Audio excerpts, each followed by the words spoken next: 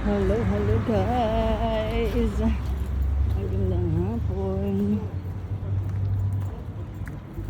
Walking. Lalakad ako guys. Punta ako ng mall malapit doon sa apartment na tinutuluyan namin. Daming truck guys. Ang lalaki. Wala akong face mask. Kasi mga naghahakot sila ng lupa dahil alikabok. Baka ubuhin na naman ako nito.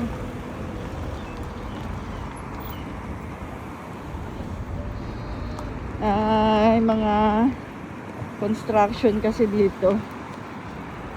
Naayos yung mga kalsada. Kaya maraming truck. Alikabok.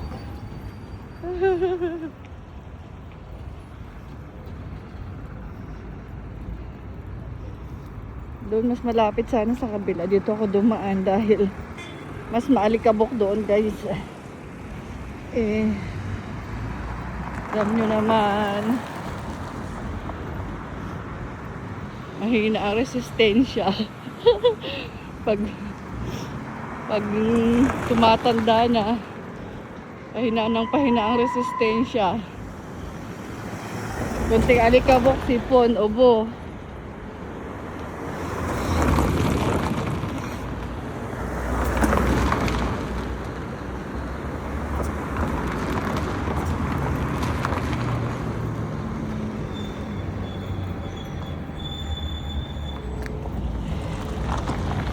Alikabok ya. Guys, ayun, daming construction site dito. Mga building, kalsada. Naayos na nila. Kasi kaya nang sabi ko nga, tahimik na dito. Thank you Lord, at sana ay magtuloy-tuloy nang maging okay para hindi nakakasaba.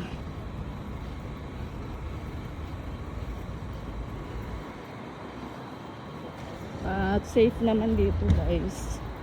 Huwag kayong mag-alala sa ating mga kababayan at sa mga mismong nandito dahil safe man sila. Dahil napakaganda ng ng gobyerno nila. Sana all, di ba? Ang ganda rin pala ka ng gobyerno. Charot lang guys. Siyempre, pagmamalaki rin natin yung ating sariling bansa.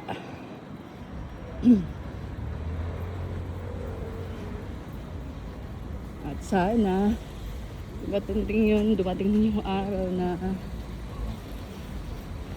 maging okay na rin ang ating mahal na bansang Pilipinas. Magdasal lang tayo at magiging okay din ang lahat. Walang imposible kay Lord, diba? Amen. Okay, thank you. Thank you guys.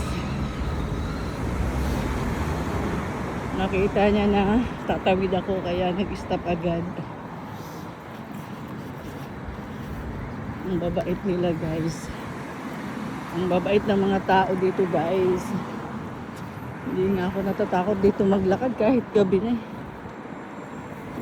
Ayan, stop ulit. Thank you.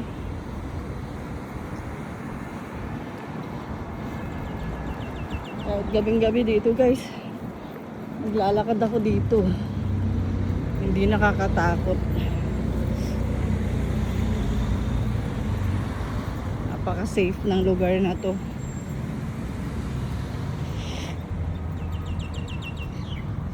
Kaya maraming mga kababayan natin ang talagang napamahal na dito. Dahil maliban sa magandang pasahod ay feel nila yung safety. Ganun.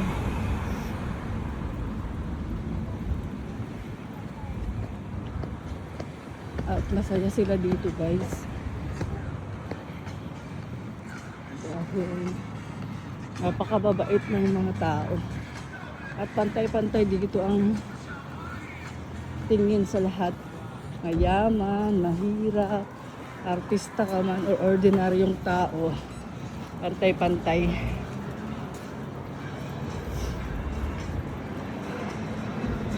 Mga officials nila dito, guys, mga president, mga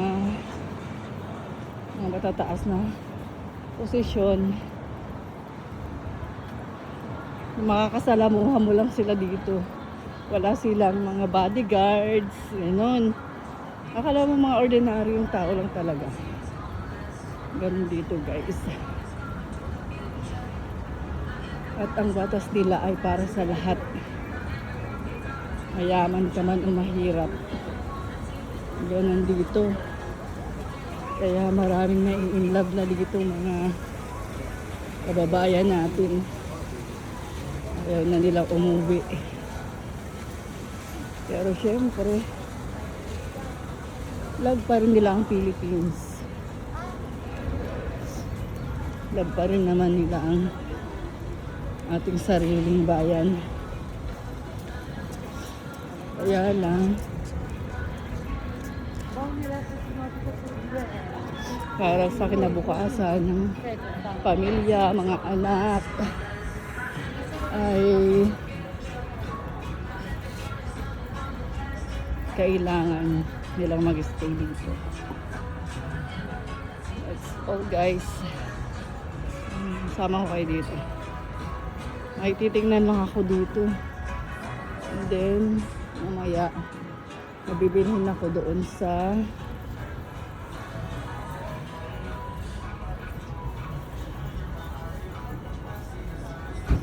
Russian market. Yung Russian market kasi, guys,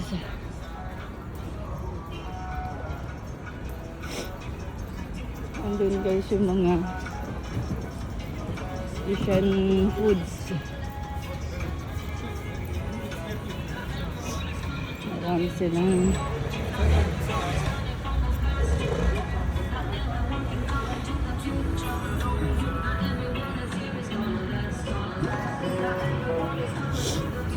pagkain pang Pinoy. Ano, mamaya na ako dun sa grocery. May titignan pala muna ako dito. Listen. Ito yung big mall. Nilalakad lang namin ito mula sa apartment namin.